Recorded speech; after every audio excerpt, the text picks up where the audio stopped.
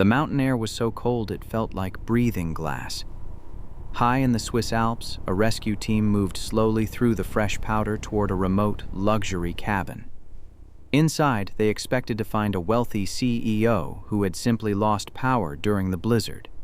But when the lead rescuer, Marek, kicked open the heavy oak door, the silence inside was deafening. There was no sign of a struggle, no blood, no broken glass. The dinner table was set for two. The candles had burned down to the brass, and the food was still on the plates. The CEO and his wife were gone. It was as if they had simply evaporated into the freezing night. But they weren't entirely alone. In the corner of the room, sitting perfectly still on a white rug, was Major, a massive black cane corso. He wasn't barking, he wasn't whining. He was just staring at a wall that appeared to be solid wood. The police dismissed the dog's behavior as trauma-induced shock. They assumed the couple had wandered out into the storm and perished. But 3 days later, when the investigation was about to be closed, Major did something that turned the entire case into a national scandal. Stay with us, because what this dog found behind that wall will change everything you think you know about high-stakes betrayal. Before we dive into the dark secrets of this cabin, hit that like button and subscribe. I'm curious, what's the smartest thing you've ever seen a dog do? Tell me in the comments. I read every single one. To the world, Julian Vane was a visionary. He had built a tech empire worth billions. But behind closed doors, Julian was a man looking over his shoulder. He had enemies in every time zone. When the blizzard hit, the cabin was supposed to be his fortress. It was equipped with state-of-the-art security, motion sensors, and thermal cameras. Yet the footage showed nothing. No one entered and no one left. Detective Aris, a veteran of the force, was the one assigned to the case. He hated dog stories. To him, Major was just a 50-kilogram liability. The dog is confused, Aris told the press. He's mourning. There's no mystery here, just a tragic accident in the snow. But Major wasn't confused.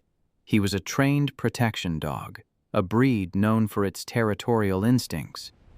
For 72 hours, he refused to eat or drink.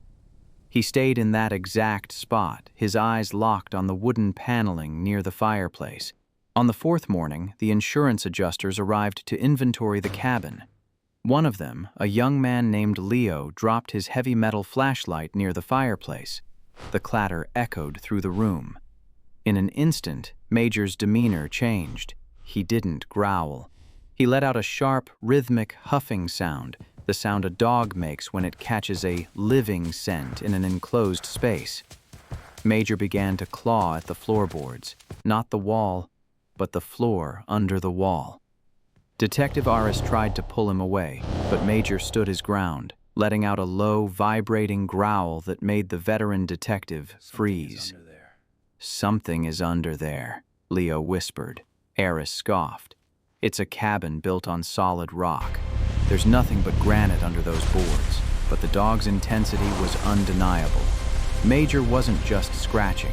He was trying to peel the wood back with his teeth. Finally, Aris relented. He ordered a forensic team to pry up the floorboards. As the wood groaned and snapped, a wave of cold, recycled air hit the room. It didn't smell like the mountain. It smelled like high-end electronics and ozone. Beneath the floor was a hidden hatch, perfectly flush with the wood. It led to a sophisticated soundproof bunker that didn't appear on any architectural plans. The team descended into the dark. What they found wasn't a crime scene. It was a command center.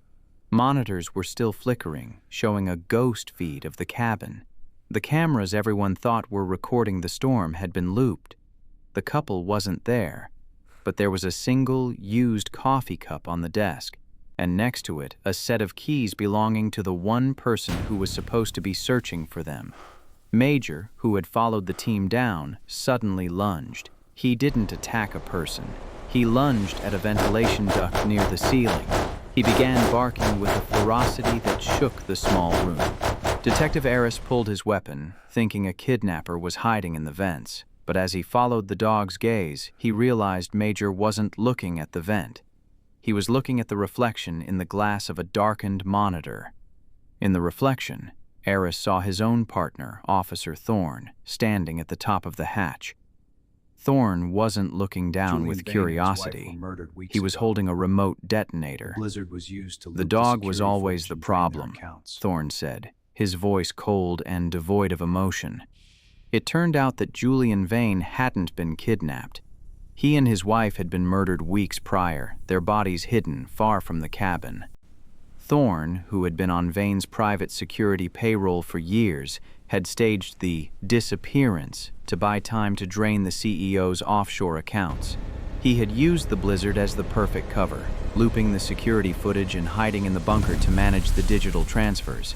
He thought he had cleaned every cent. He had used industrial-grade neutralizers. He had wiped every fingerprint, but he couldn't wipe the memory of a dog. Major had recognized the specific frequency of the electronic interference from Thorne's transmitter, a sound only a dog could hear, and he recognized the scent of the man who had walked past him every day while his masters were missing. Thorne didn't get a chance to press the button. Major leapt. Even at his age, the Cane Corso moved like a shadow. He hit Thorne with the force of a car, pinning him to the cabin floor before he could react. The cabin in the snow case became the most famous investigation in the country. Julian Vane's body was recovered, and the conspiracy led to the arrest of 3 other high-ranking officials. Major was hailed as a hero, but he didn't care about the medals. He was retired to a quiet estate, far from the mountains. They say he still sits by the fireplace sometimes, staring at the floor, but now his tail wags. He knows the mission is over. The truth isn't always written in blood. Sometimes it's hidden in the silence of a dog who knows exactly where the bodies are buried. Don't ever underestimate a silent witness, because while humans lie, the dog never forgets a scent.